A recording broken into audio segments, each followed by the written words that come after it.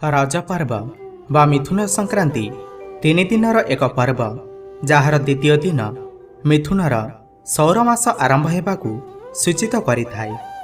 आउ एही दिन को वर्षा ऋतुर आरंभ होइथाय।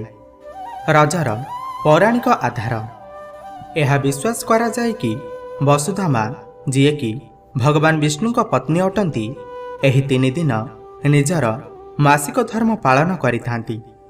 चतुर्थ दिन को वसुमती गाधुआ बोली कुहाଯାଇଥାଏ, ଯେଉଁଥିରେ भूदेवी को स्नान करा जाय। रज शब्दटी रजस्वला शब्दरू आसीअछि, जार माने मासिक धर्म दे गति करुथिबा महिला। मध्ययुगरे एही पर्वटी गोटिए कृषिभित्तिक छुट्टी रूपे विख्यात हो जाइथिला, ଯେଉଁଥିରେ माता भूदेवी को पूजा करा जाउथिला, जहांकू भगवान जगन्नाथଙ୍କ पत्नी मध्य माना जाउथिला। माता भूदेवींकर रूपरे एक मूर्ति श्री जगन्नाथଙ୍କ पार्श्वरे एबे भी देखिबाकू मिले पुरीर जगन्नाथ मंदिर रे। रज पर्वर पालन प्रक्रिया एही तीन दिन समय रे घरर महिला मानकू घरर कामरू निवृत्त रखा जाइथाय। आउ घर भितरे खेला जाई पारुथिबा खेल सबकू खेलिबा पाई समय भी मिलिथाय।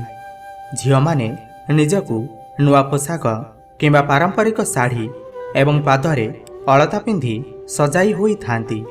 समस्ते खाली पादरे माटीरे चालिबाठू निवृत्त रुहंती। बहुत पिठापणा जेपरिकी पोड़पिठा चकुली पिठा खाई एही पर्व को पालन करा जाय। झियो माने दोली खेली थांती, आउ महिला माने ताश एवं लूडो भली इंडोर गेम्स खेली थांती।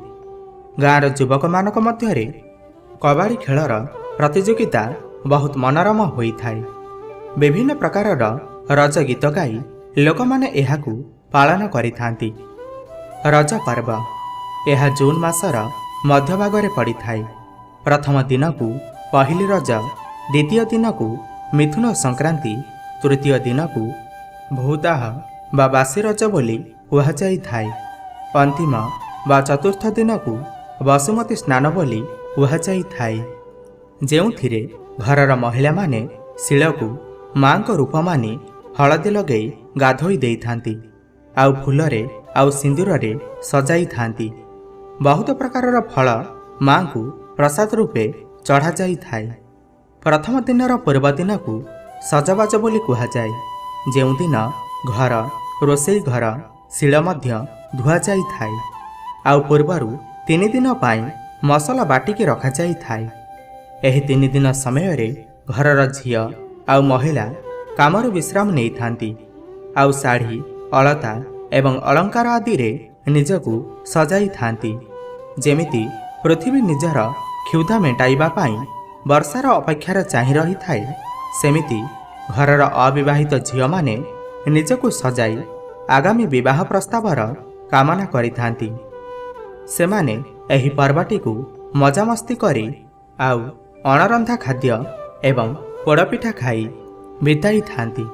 सेमाने एही तीन दिन गाधोई न थांती, लुण खाई न थांती, माटी उपरे खाली पादरे चली न थांती, आउ भविष्यत रे सुस्थ सबल पिला जन्म देवा पाई प्रतिज्ञाबद्ध होई थांती। रजर मधुर स्मृति मानक मध्यरु गीत गाई गाई बरगछ डालरे दोली खेलिबा हेउछि सबुठु खास। मौसुमीर आगमन को पालन करिबा पाई गाँ लोक मानक द्वारा एही तीन दिनर पर्व आयोजन करा जाइथाय।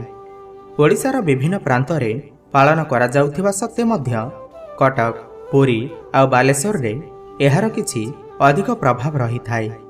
गोटे प्रमुख विश्वास अनुसार जेपरि गोटे महिला निजर मासिक धर्म पालन करि थाए, जहाँकि तार जन्म करिवार क्षमता को दर्शाई थाए, सेहीपरि वसुधा माँ मध्य निजर मासिक धर्म पालन करि थाए। एही कारणरू एही तीन दिन को मार मासिक धर्मर दिन बोली कुहाଯାଇଥାଏ।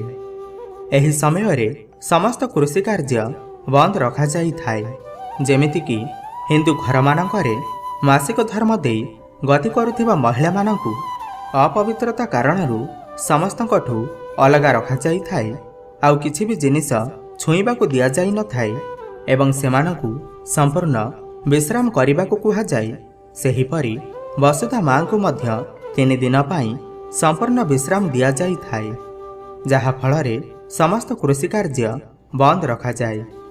ତେଣୁ ମୁଖ୍ୟତଃ ଏହା ଅବିବାହିତ ଝିଅ ଏବଂ ହେବାକୁ ଯାଉଥିବା ମା'ମାନଙ୍କର ପର୍ବ ଅଟେ। ସେମାନଙ୍କୁ ଗୋଟିଏ ମାସିକ ଧର୍ମ ପାଳନ କରୁଥିବା ମହିଳା ପାଇଁ ଯାହା ସବୁ ନିୟମ ଥାଏ ସେସବୁକୁ ପାଳନ କରିବାକୁ ପଡ଼ିଥାଏ।